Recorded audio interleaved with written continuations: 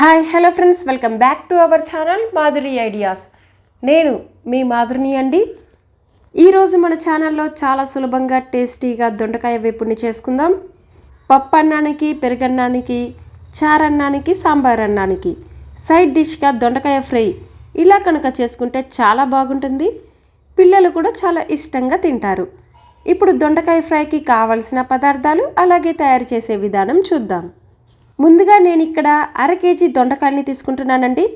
వీటిని మంచినీళ్ళలో 2-3 సార్లు బాగా కడిగి దాని తర్వాత ఇలా రౌండ్గా చిన్న ముక్కలుగా కట్ చేసుకోవాలి.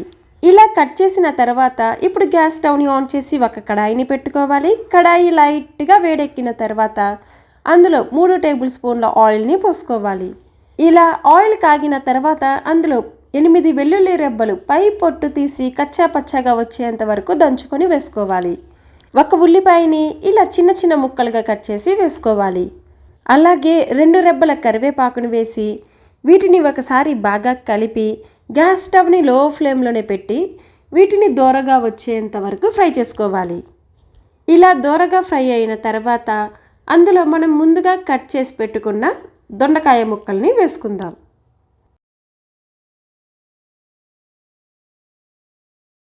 మళ్ళీ మరొకసారి బాగా కలిపి కడాయి పైన మూత పెట్టి 15 నుండి 20 నిమిషాల వరకు దొండకాయల్ని ఉడికించుకోవాలి.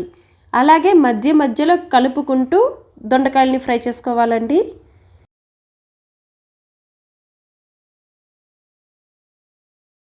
ఇలా దొండకాయలు మొత్తం ఉడికిన తర్వాత అందులో చిటికెడు పసుపు, రుచికి తగినంత సాల్ట్ని వేసుకోవాలి. నేను ఇక్కడ 1/2 టీ స్పూన్ వేసుకుంటున్నానండి.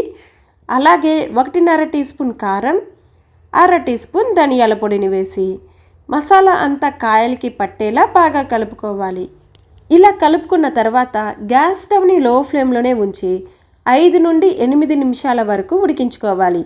అంటే కారం పచ్చి వాసన పోయేంత వరకు ఉడికించుకోవాలి. అలా 8 నిమిషాలు అయిన తర్వాత చూడండి, కారం పచ్చి వాసన అంతా పోయి మనకి మంచిగా ఫ్రై అయిపోయిందండి. వాసన అనేది కూడా చాలా కమ్మగా ఉంది. ఇలా ఉన్నప్పుడు లాస్ట్ అండ్ ఫైనల్గా సన్నగా తరిగిన కొత్తిమీరని కూడా వేసి మరొకసారి బాగా కలిపి 1 నిమిషం వరకు ఫ్రై చేసుకొని దాని తర్వాత గ్యాస్ స్టవ్ని ఆఫ్ చేసేయండి. వీటిని ఇప్పుడు ఒక సర్వింగ్ బౌల్లోనికి తీసుకోవడమే. అంతేనండి, చాలా సులభంగా టేస్టీగా చేసుకోగలిగే దొండకాయ వేపుడు రెడీ. మీరు కూడా మీ ఇంట్లో ట్రై చేసి మీకు ఎలా వచ్చిందో కామెంట్ సెక్షన్లో తెలియచేయండి. అలాగే మన ఛానల్ని కనుక మొదటిసారిగా చూస్తున్న వారు సబ్స్క్రైబ్ చేసి పక్కన ఉన్న బెల్ బటన్ని ప్రెస్ చేయండి. ఈ వీడియో కనుక మీకు నచ్చినట్లయితే లైక్ చేయండి. మీ స్నేహితులకి మరియు బంధువులకి షేర్ చేయండి. మళ్ళీ మరొక మంచి రెసిపీతో కలుసుకుందాం. అంతవరకు సెలవు.